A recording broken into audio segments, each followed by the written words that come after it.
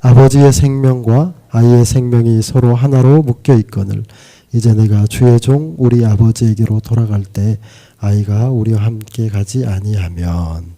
아멘. 추운 새벽에도 이렇게 가족과 함께 자녀들과 함께 기도의 자리에 오셔서 참 감사를 드립니다. 생각만큼 춥지 않습니다. 그렇죠? 네. 일기예보가 얼마나 그냥 우리로 하여금 엄살을 떨게 했는지 비도 눈도 많이 오고 엄청 추워질 거다 했는데 꽝이었어요. 네, 날씨 너무 좋습니다.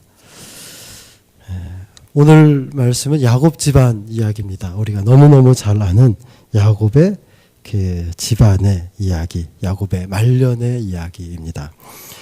요셉이 이제 형들에게 의해서 미움을 받고 팔려가서 애굽에서 갖은 고생을 다 하다가 국무총리가 되고 난 뒤에 이제 그 온 땅에 흉년이 들고 곡식이 있는 유일한 땅인 애굽으로 곡식을 찾아 온 백성이 온 이방 사람들이 모여들 때 야곱의 그 자녀들도 애굽으로 모여들어서 그곳에서 그 일을 관장하는 국무총리가 된 요셉을 만나고 그 속에서 겪는 에피소드의 이제 마지막 부분을 우리가 살펴보았습니다.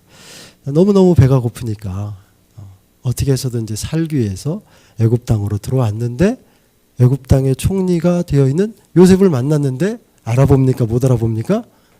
못 알아봅니다. 못 알아봅니다. 이 세월이 너무 많이 흘러서 또 꿈에도 생각하지 못했겠죠. 자기들이 그 미워해서 판 그 동생이 애굽의 총리가 되었을 거라고 누가 생각했겠습니까? 만나게 됩니다. 이 점에서 우리가 좀 생각해봐야 될 것이 우리 자녀들이 또는 우리 서로가 지금 좀 못나 보이고 좀 내 성에 안 차고 또는 미움이 있고 그렇다고 해서 그것으로 한 사람을 한 인격을 평가해서는 안 됩니다. 네, 평가해서는 절대 안 됩니다. 네. 사람이 언제 어떻게 어디에서 어떤 모습으로 변화되어서 내 눈앞에 나타날지 모릅니다. 그렇죠? 네. 인생사 다 새옹짐하고 네. 어떻게 변할지 모릅니다. 그래서 늘 한 사람을 대할 때는 내 안에 역사하시는 내 안에 하나님 주시는 그 지혜와 사랑으로 그 마음으로 인격적으로 어찌하여든지 그렇게 대할 수 있도록 우리 온 마음을 쏟아야 됩니다. 우리 옛말에도 어르신들이 그런 말씀 많이 가르쳐 주죠. 원수 삼지 마라. 어디 가서 누구든지 원수 삼지 마라. 언제 어디서 어떻게 만날지 모른다. 그렇죠? 네. 그래서 우리가 관계를 해나갈 때 아무것도 아닌 일들 가운데 원수 맺는 일들이 얼마나 많이 있습니까? 별거 아닌 일들 가운데. 그렇죠? 직장에서도 그렇고 어떤 공동체에서도 그렇고 그러다가 정말 비껴갈 수 없는 자리에서 그 사람을 만나면 참 난감한 경우가 있죠. 저도 한번 있습니다.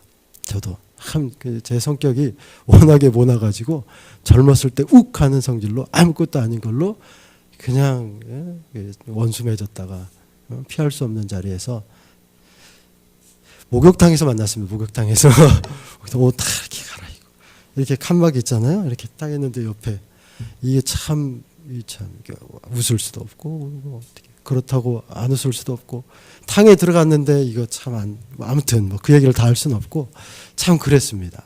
여러분 우리가 어찌했든지 인격적인 관계를 해나감에 있어서 온 마음과 우리 온 정성들을 하나님의 도우심 구하면서 나아가면 좋겠습니다. 아무튼 이 야곱에게 이제 아들이 있었고 야곱에게 이제 아내가 있었고 한 명이 아니라 몇 명이 있습니까?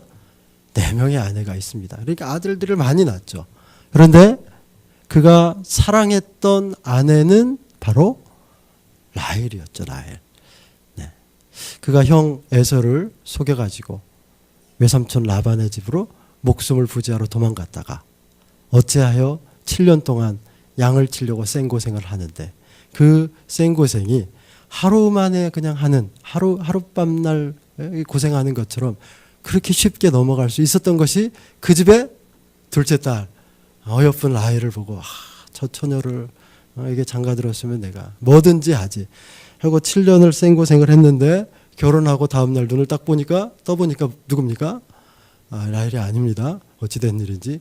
그래서 이거 뒤통수한테 딱 맞았죠. 외삼촌한테. 그래서 가서 따져 묻습니다. 이게 어떻게 된 일입니까? 이게 왜 언니가 와 있습니까? 이러니까 이제 외삼촌이 그럽니다. 우리 고장에서는 동생이 언니보다 먼저 시집 가는 법이 없다. 그러니까 그냥 살아라. 네, 그렇게 이제 핑계를 댑니다. 대신에 또 7년 동안 또 일을 하면 동생 줄게. 그러니까 또 야곱이 그냥 또 죽기로 또 일을 하죠. 열심히 일을 해서 이제 양도 많이 모으고 또 사랑하는 여인도 또 품에 품습니다. 근데 문제는 둘 사이에 자녀가 없었다는 겁니다. 없었죠. 한동안 없다가 2명의 아들을 낳는데 그 2명의 아들이 바로 오늘의 요셉과 또 맨 마지막 베냐민이죠. 베냐민. 야곱에게 있어서 다른 모든 자녀들이 다 사랑스러웠겠지만 자기 피부치니까 자기 소생이니까 그렇지만 성경에서도 기록하였듯이 편애했어요. 그죠? 아버지가 아이들을 편애했습니다. 그러니까 형들이 이제 미워하게 된 거죠. 저도 가만 보면 편애하게 됩니다. 사람의 사랑이라고 하는 것이 이 무한한 사랑이 아니어서 편애할 수밖에 없더라고요. 저희 집에서도 저희 집 3식구밖에 안 되지만 얼마 되지도 않는데 거기서 제가 편애를 하더라고요. 1번 있고 명확하게 구분됩니다. 1번, 2번 순위가 명확하게 구분돼서 어찌나 그냥 저 뒤에 앉아 계신 어떤 분이 그냥 이렇게 말씀을 하는지 어쩔 수 없더라고요. 어쩔 수 없이 한 여인에게 편애가 되니까 여기에 사랑이 소진되어서 이 여인에게는 잘 안 가요. 그러니까 이제 입이 대자만큼 나와서 막 꿍얼꿍얼 하는데 별로 신경도 안 쓰이고 이런 못된 성품이 막 발휘가 됩니다. 이 편애가 있습니다. 우리 가운데서도. 자녀를 사랑하면서 있어서도 편애가 되나요? 저는 아직 하나밖에 없어서 잘 모르겠는데 손가락 깨물어서 안 아픈 손가락 없다 하는데 야 그래도 누가 더 좋더라 이렇게 어르신들 종종 하는 이야기를 들었습니다. 좀 마음이 더 가는 자녀들이 있는 모양입니다. 어쨌거나 이 야곱도 인간인지라 인간의 본성을 가지고 있는지라 그 많은 자신의 아들들 중에 자기가 정말 지극히 사랑하는 여인을 통하여서 난 아들을 더 많이 사랑했던 것 같습니다. 아주 끔찍하게. 이 둘 간의 사랑, 부모와의 자식 간의 이 사랑을 통해서 오늘 우리는 하나님이 우리를 향한 사랑이 얼마나 크고 끈끈하고 무한한가 또 다시 한번 배우게 되고 또 그 사랑이 우리 부모와 자녀 간의 관계에서도 이렇게 여전히 이루어져야 된다는 것을 한번 나눠보고 싶습니다. 어쨌거나 이제 그 형제들이 요셉 앞에 딱 와서 이제 부복을 하고 쌀 좀 주세요라고 하니까 이제 가져가라. 이제 딱 보내다가 한 꾀를 요셉이 내게 됩니다. 너희들에게 동생이 있냐? 있습니다. 아버지는 있냐? 있습니다. 그럼 한번 동생을 한번 데리고 와봐라. 안 데리고 오면 나는 너희들을 애굽을 정탐하러 온 정탐꾼 스파이로 내가 여기겠다. 그래서 이제 이 소식을 전해 듣고 형제들이 아버지한테 가죠. 아버지한테 가서 여차저차 이차저차 했습니다. 그러니까 아버지가 어떻게 합니까?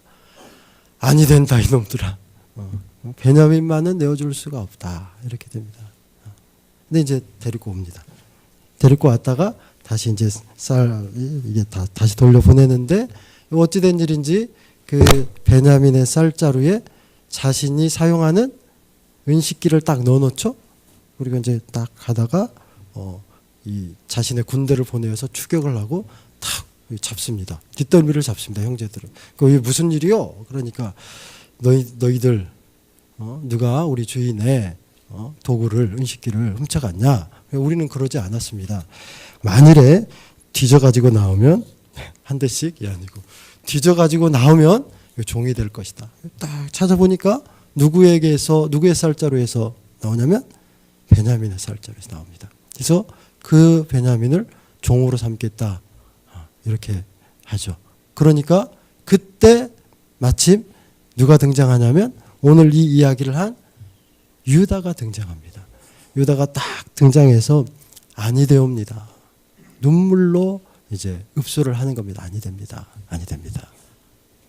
우리에게 또 다른 동생이 한 명 있었는데 그도 지극히 사랑했는데 그가 어찌 되었는지 알지 못해서 아버지가 너무너무 마음 아픈 그 세월들을 보냈는데 그 아이마저 아버지에게서 아버지 품에서 이렇게 빼앗아 가면 아버지는 죽습니다. 살 수 없습니다. 못 삽니다. 이렇게 이제 말합니다. 차라리 나를 종으로 삼아 데려가십시오. 이렇게 유다가 말합니다. 그게 이제 29절이죠. 너희가 이 아이도 내게서 데려가려 하니 만일 제가 야곱의 이제 이야기인 거죠. 너희가 이 아이도 내게서 데려가려 하니 만일 제가 그 몸에 미치면 나의 흰머리를 슬퍼하며 수올로 내려가게 하리라 하니 이 말이 이제 데려가면 내가 지옥으로 가는 것 같다. 내가 지옥을 경험할 것이다. 내가 죽을 것이다. 이제 이런 말을 하는 겁니다. 그러면서 유다가 또 이렇게 이제 이야기합니다. 아버지 생명과 아이의 생명이 서로 하나로 묶여 있거늘 이제 내가 주의 종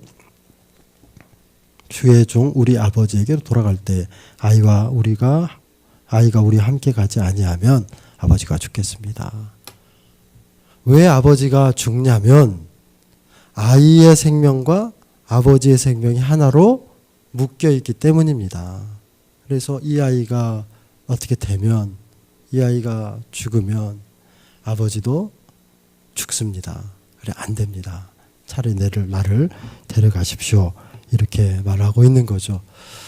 아이의 생명과 부모의 생명이 묶여 있다. 여러분들은 이 말에 동의를 하십니까? 동의하십니까? 네. 그런 것 같습니다.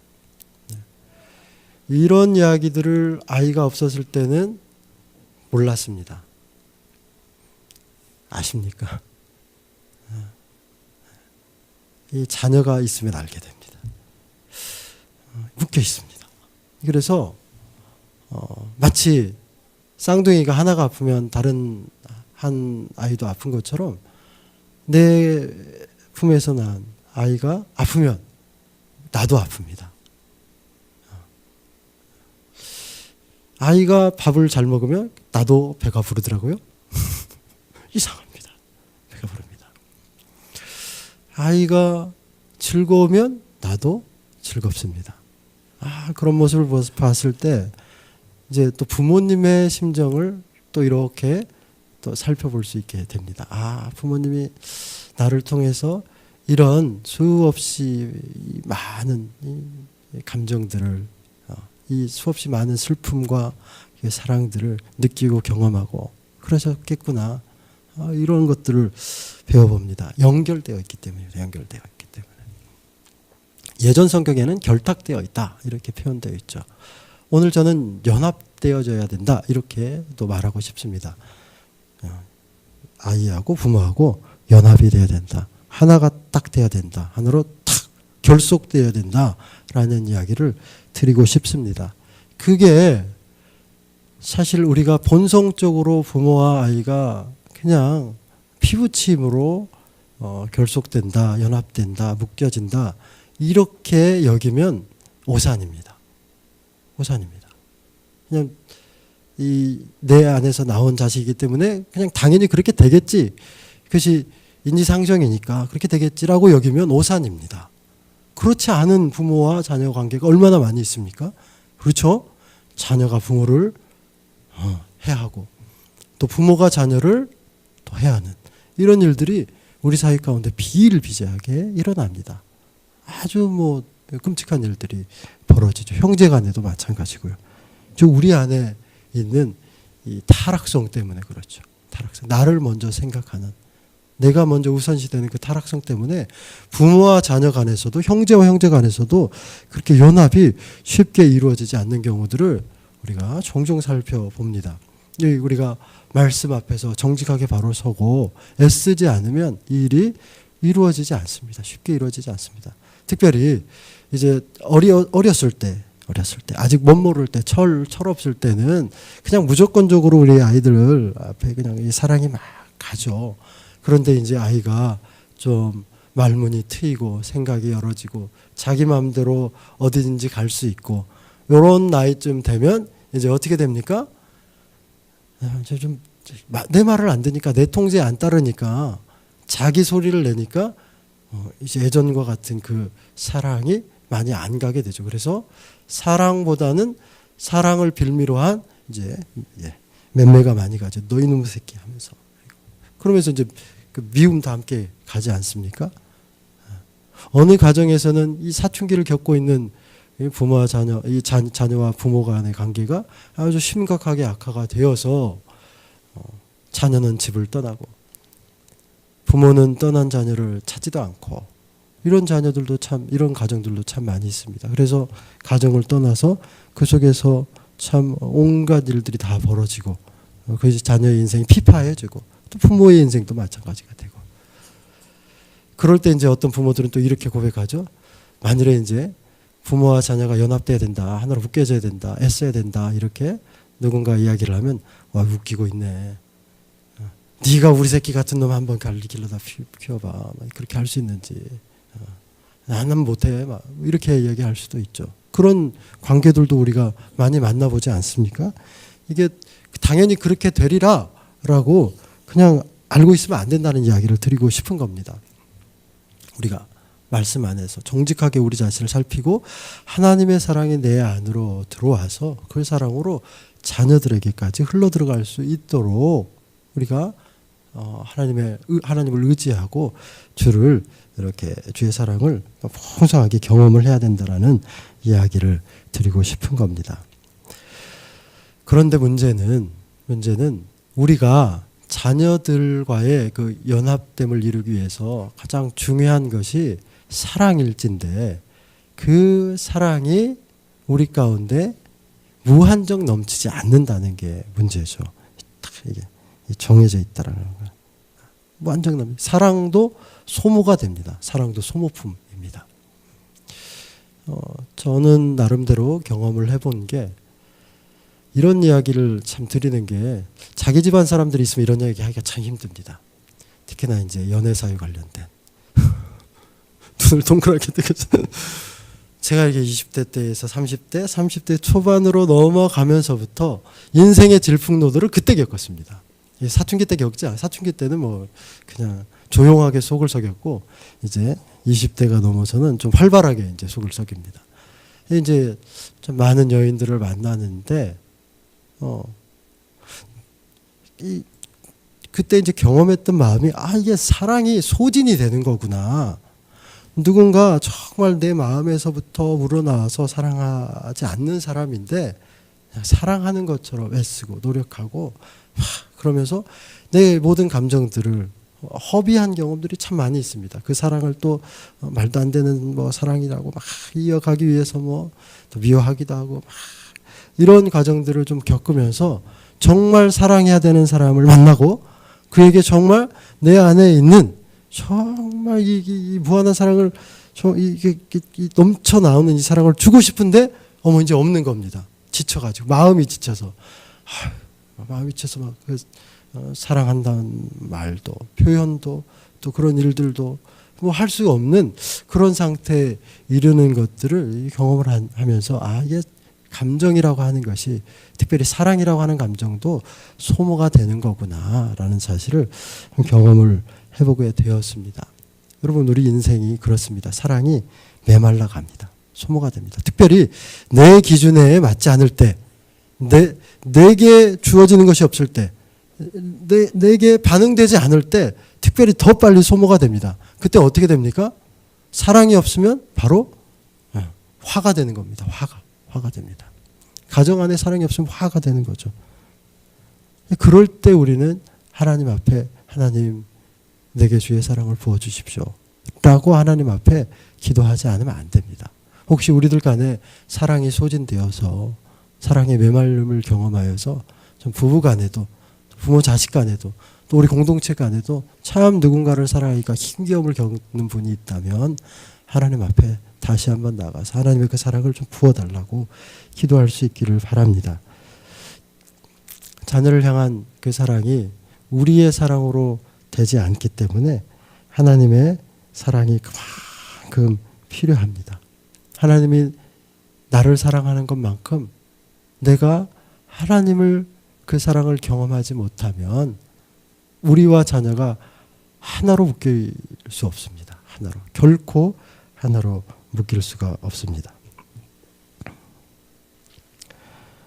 부모로서 자녀들에게 무엇을 해줄까 저도 참 많이 고민을 합니다. 내가 저 아이에게 무엇을 해줄까? 어떻게 사랑할까? 어떻게 인생의 길들을 열어줄까? 참 이런 고민들을 많이 합니다. 근데 이제 많은 부모님들이 그런 많은 고민들을 하고 애를 쓰고 자녀를 기르고 어느 정도 시간이 되어서 자녀가 자기의 생각을 이야기할 때쯤에 이미 자녀는 자기 생각과 어긋나 있어서 너 이놈의 새끼 왜 그렇게 했냐?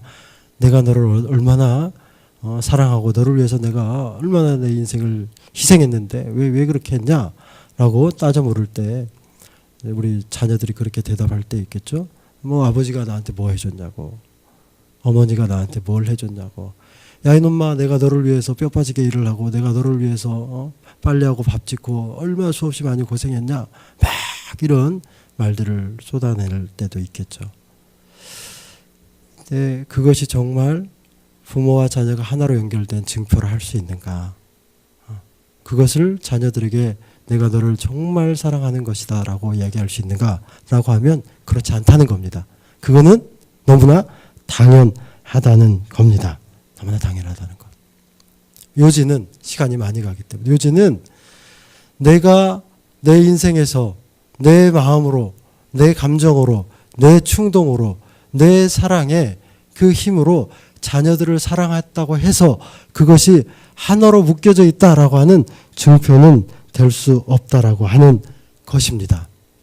자녀와 내가 하나로 묶여질 수 있는 가장 우선적으로 먼저 되는 일이 있는데 그것은 뭐냐면 내가 먼저 우리의 아버지이신 하나님과 묶여져 있지 않으면 안 된다는 겁니다. 우리가 자녀를 바라보면서 내가 저 자녀를 어떻게 기를까?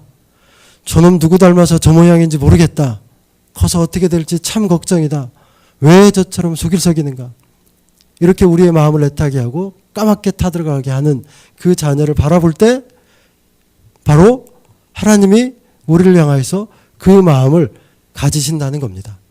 내가 자녀와의 관계가 아름답게 이어져 가지 않을 때 하나님이 우리를 바라보면서 똑같은 마음을 가진다고 하는 겁니다.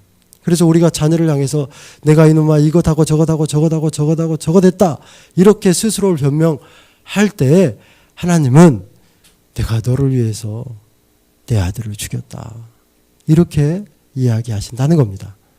이 사실을 우리가 깨닫지 못하고 그 사실을 알고는 있지만 가슴속 깊이에서부터 감사하지 못하고 늘 그 음성을 우리가 듣지 못한다면 부모와 자녀의 관계가 성경적인 관계로 하나님과 나와의 관계처럼 그런 연결되어 있는, 연합되어 있는, 묶여져 있는, 결탁되어져 있는 관계로 나아갈 수 없다라는 이야기를 드리는 겁니다.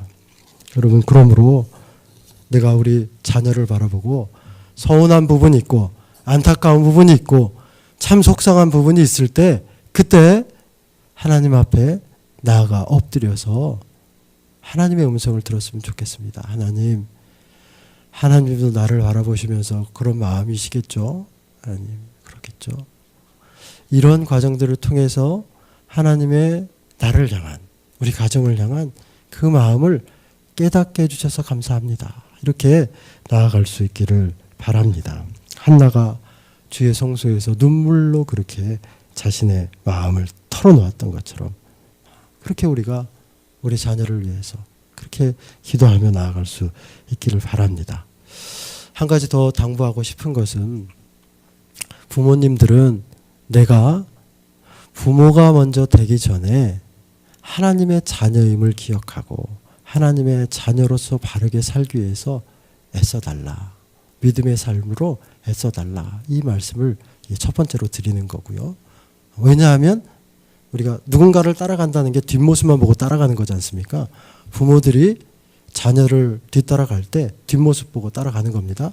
아이들 앞에서는 되게 잘하다가 딱 뒤돌아서서는 내 마음대로 살면 아이들이 앞모습을 봅니까? 뒷모습을 봅니까?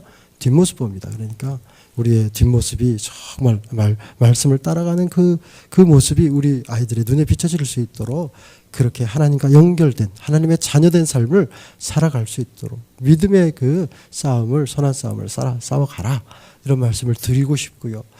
여기 자녀들 특별히 이 말씀을 알아듣는 자녀들은 부모님들을 이해했으면 좋겠습니다.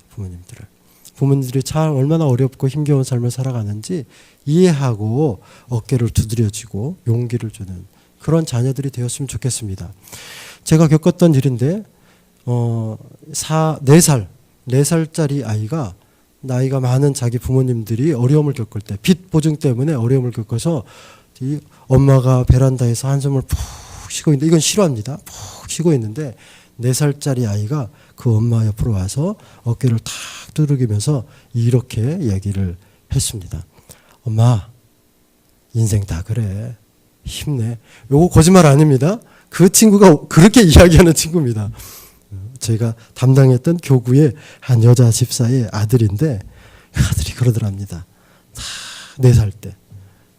신랑이 돈도 잘 벌고 그러는데 빚 보증을 잘못 써가지고 한숨을 키 쉬니까 엄마 인생 다 그래 힘내. 누군가 이제 들었겠죠. 들어가지고 그리고 그 아이의 이 말 같지도 않은 이 위로 덕분에 다시 힘을 내서 또 살아가고 또 살아가고 또 살아갔다고 합니다. 여러분, 우리 자녀 여러분, 형석이의 짤막한 위로가 우리 부모님들의 생명을 또 지속하게 하는 큰 힘이 됩니다. 기도로 응원해주고 또 우리의 또 열심히 있는 삶으로 응원하면서 부모와 자녀가 주의 생명 안에서 하나로 결탁되어 있음을 함께 경험하고 함께 나누고 함께 이 힘으로 죄악 많은 세상 가운데서 정말 하나님의 백성으로 아름답게 세워져 가는 우리 가정 되기를 축복합니다. 우리 함께 기도하고 또 찬양하면서 여러 기도의 제목들을 나누도록 하겠습니다. 기도하겠습니다.